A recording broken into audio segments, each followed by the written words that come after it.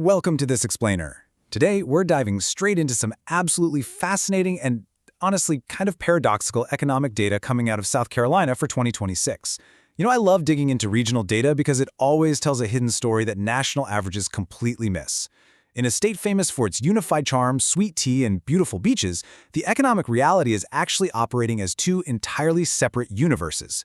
It's a textbook example of how economic numbers can look fantastic on paper, but still create severe, real-world challenges for the very people living through them. So, let's kick things off with a pretty tough question. Would you rather live in a town where you literally can't find a job, or a city where a job doesn't pay enough to afford a home? It sounds like a theoretical riddle, right? Well, as we analyze the projected 2026 data for South Carolina, we're going to see that this isn't a thought experiment at all. It is the literal reality facing millions of residents, completely depending on which county line they happen to live behind. Part 1. A Tale of Two Economies. To really understand this dynamic, we've got to look at the stark geographic divide. You see, we can't just view South Carolina as one big, unified economic block. On one hand, we have the booming urban centers like the upstate and low country. And contrasting sharply with that, we have the struggling rural regions like the Midlands and PD. Whenever you hear an economic statistic about this state, you have to immediately ask yourself, wait, which South Carolina are we talking about? Because as we're about to see, the lived experience in these two zones couldn't be more different. When we crunch the estimated 2026 numbers, it's almost a perfect mirror opposite. In the upstate and low country, the data points to high home prices, positive job growth, almost universal broadband, and low unemployment. But then, jump over to the rural Midlands and PD, the home prices are less than half, job growth is actively negative, broadband is severely lacking, and unemployment is almost double. It's a complete inversion. We're going to unpack exactly what these numbers mean for the folks actually living there. Part 2. The Rural Reality. Zooming in on the rural areas, this is your traditional picture of economic struggle. The job market is actively shrinking at negative 0.5%. Driving unemployment up to a pretty concerning 7.2%. Now, it's really vital to grasp what a shrinking job growth rate actually means. It doesn't just mean fewer new jobs are being created. It means the total pool of available jobs is contracting.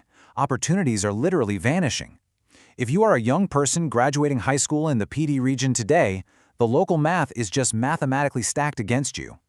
Now, there's one single number that acts as a massive bottleneck to turning this around. 64%. Keep that number in your head for a second, because in our modern economy, this one metric dictates almost everything else.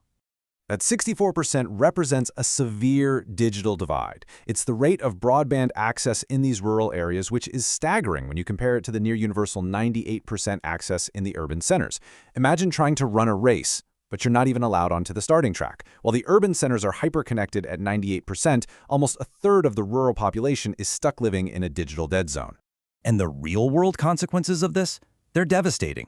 Without reliable internet, these rural communities are essentially walled off from participating in the modern economy. It severely limits remote work. If you can't telecommute, you can't bring outside urban dollars into a rural community. It restricts access to modern education and digital resources, which puts rural students at a massive disadvantage. And it totally blocks vital business connectivity. How do you attract a modern business to open a branch in the Midlands if they can't even get a reliable high-speed connection? You just can't. This lack of basic infrastructure directly fuels that negative job growth we were just talking about.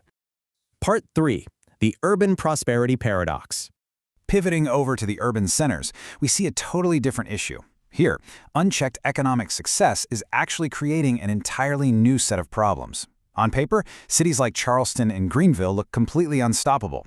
They boast incredibly positive job growth at plus 3.2% and low unemployment at 3.9%.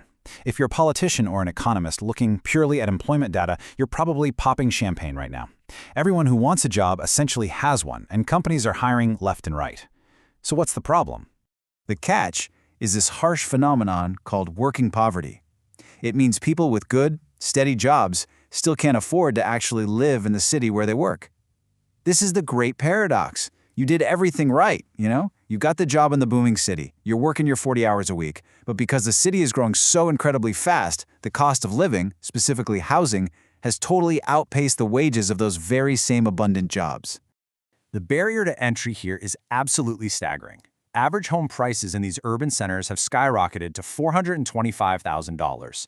That's more than double the rural cost of $185,000. When housing costs $425,000, your teachers, your nurses, your service workers, the exact people making that 3.2% job growth happen, are entirely priced out of the market. They're forced to commute from further and further away, or they get trapped renting forever with no ability to actually build wealth. So the big takeaway here is that these urban areas are facing intense income inequality, but not from economic failure. It's a direct challenge caused by the rapid growth itself. And this is such an important distinction. Rural areas are suffering from a lack of resources and decline, but urban areas, they're suffering from an overwhelming influx of resources that places immense pressure on infrastructure and housing. It's growing pains for sure, but on a structural, devastating scale for the working class. Part 4. The City Planner's Dilemma. All of this brings us to a really complex crossroads for local governments trying to manage these two extreme opposite crises. City planners in high-growth areas are basically trapped having to choose between fueling industrial expansion to create even more jobs or hitting pause to build affordable housing for the existing workforce who are currently priced out. You've got limited land, limited tax dollars, and limited time. So do you court a massive new manufacturer to move to the upstate, adding to that sweet job growth number? Or do you zone that land for dense, affordable housing to support the people who are already working in the restaurants and hospitals, but are slipping right into working poverty? So to wrap up this explainer, I want you to step into the shoes of a city planner for a second. Ask yourself this crucial question. Do you prioritize bringing in a new factory with 500 jobs or building 500 units of affordable housing? Because if you build the factory, you risk pushing home prices up to $500,000 and worsening that working poverty paradox. But if you build the housing, you might miss out on incredible corporate investment. It's an incredibly delicate balancing act that regions like South Carolina will have to navigate very carefully in the years to come. Thanks for learning with me today, and I'll catch you in the next explainer.